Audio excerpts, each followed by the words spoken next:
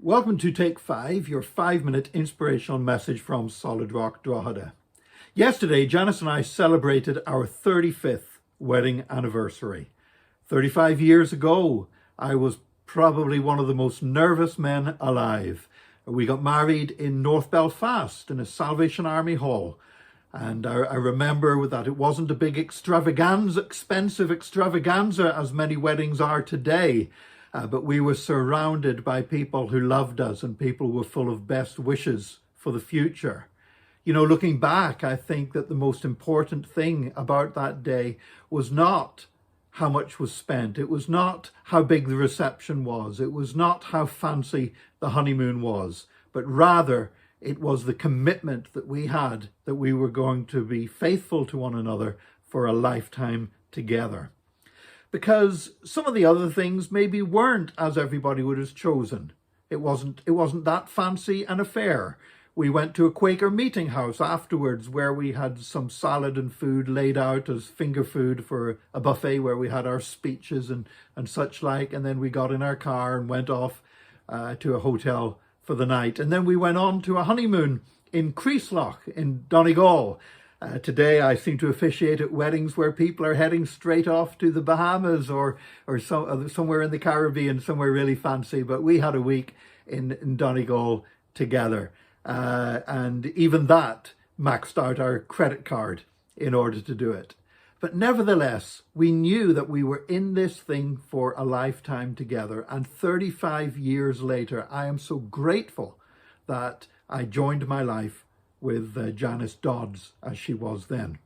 You know, the decision about whether to get married or not and who we marry is probably one of the major decisions we will ever make in our lives. I would say it probably comes second only to the decision to receive Jesus Christ as Lord and Savior. Marriage is not God's will for everybody. There are people who remain single, some unwillingly so, and some voluntarily so, who choose to remain single. And that's absolutely honourable, and that's good, and that can be a pathway of great blessing. For others, we get married, and that is a tremendous opportunity for blessing, but it's also an opportunity for hurt, because when you're opening your heart up to somebody else in that way and sharing your future together, you know, there is a risk. There's always a risk that you will get hurt when you open your heart in love. We've had our rows over the years. We've had our differences, and yet we are still together. We've not been through the pain of a broken marriage, thank God, and we never intend to. I believe there's a couple of reasons for that. One reason is that we got married with a conviction, and it's a conviction that remains with us to this day, that this was an irrevocable step.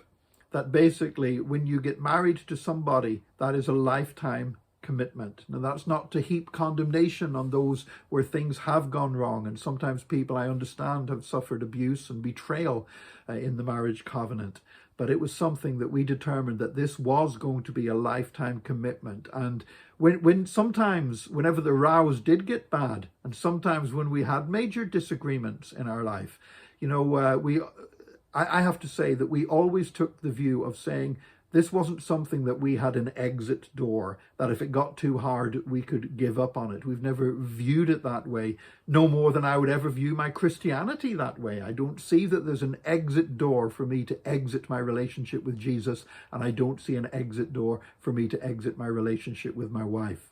I believe one of the other deciding factors in remaining married for 35 years was that Janice's father, Bertie Dodds, said to me on our wedding day, he said, one bit of advice I would give you, and he quoted from Ephesians chapter 4, verses 26 and 27. He quoted it in the old King James Version, do not let the sun go down on your wrath. Or other translations say, don't be angry when the sun goes down. And then immediately afterwards it says, don't give the devil a foothold. Because whenever we cherish unforgiveness and anger in our hearts, it does create opportunities for things to grow and for the devil to do his work, whether it's undermining a marriage or undermining anything else that's pure and good and holy. So therefore we need even, one thing I would say this, my father-in-law never said you won't get angry at my daughter. He knew I would get angry at her, and he knew she would get angry at me sometimes, and sometimes we still do. but not to let the sun go down on the wrath, and to make sure that we set things right and put them right. And that has been an abiding word of advice that I've treasured over these years. As you listen to this message or watch this message, I don't know where you are in the relationships in your life. Some of you are married and have been married a long time. Some married even longer than 35 years. Some of you are contemplating marriage. Some have been through the pain of a broken marriage. But wherever you are in life right now, I would say this to you. Do not let the sun go down on your anger in whatever state you find yourself in. And I thank God for his abiding faithfulness. And I pray that my life and my wife's life will continue to reflect in some measure the faithfulness of God. We have a faithful God, and he calls us to be faithful people. May God bless you today, and join us again next time for another Take 5, your 5-minute inspirational message from Solid Rock Drogheda.